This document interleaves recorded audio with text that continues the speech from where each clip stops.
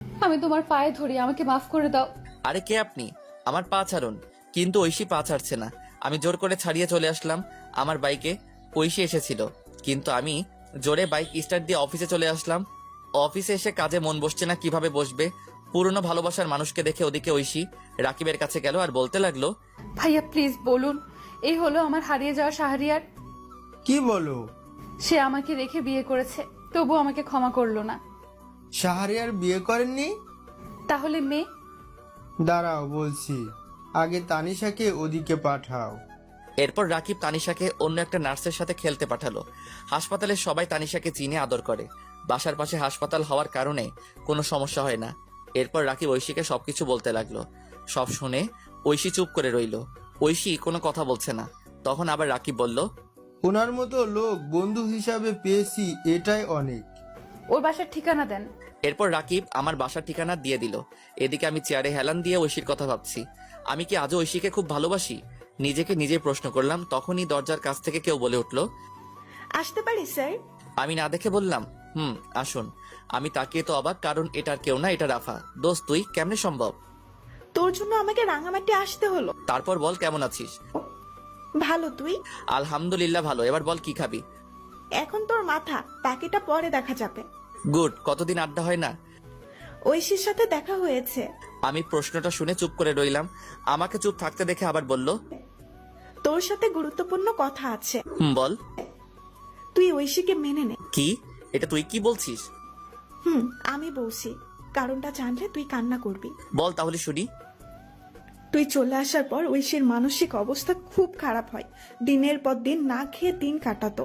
কি বলিস? তারপর আমি একদিন বাসায় গিয়ে দেখি ফ্লোরে পড়ে আছে।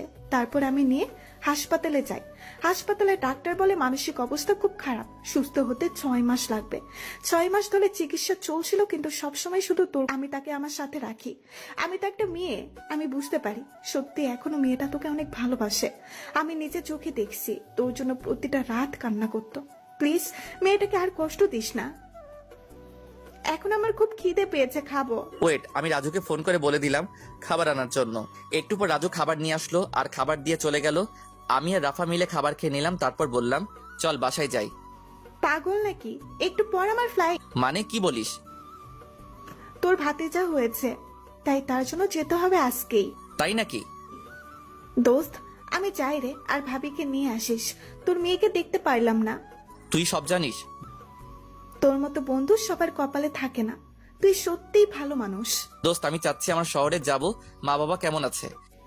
গুড। এরপর রাফার সাথে আরো অনেক বিষয় নিয়ে কথা বললাম। তারপর রাফাকে এগিয়ে দিয়ে আসলাম। এভাবে দুপুর হয়ে গেল।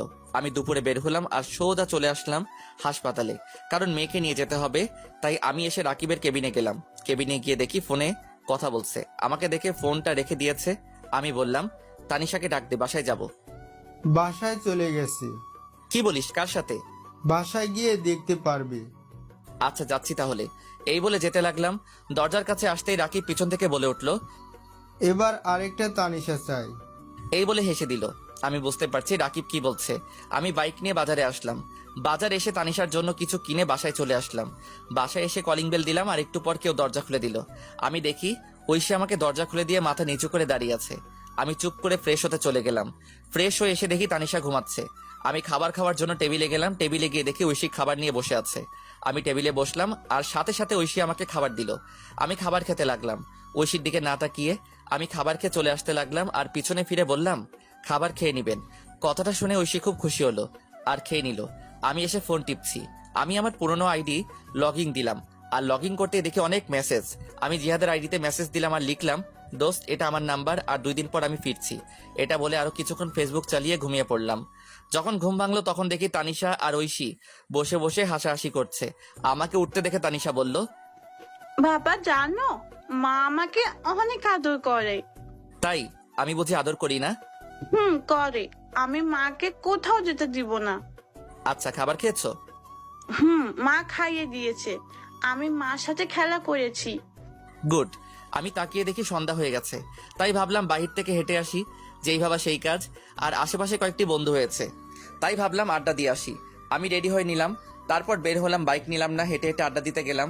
আড্ডা দিয়ে রাত 11টায় বাসায় ফিরলাম। বাসায় ফিরে দেখি ঐশী খাবার টেবিলে বসে আছে। আমি যেতেই বলল, এতক্ষণ কই ছিলা? রাত কয়টা বাজে?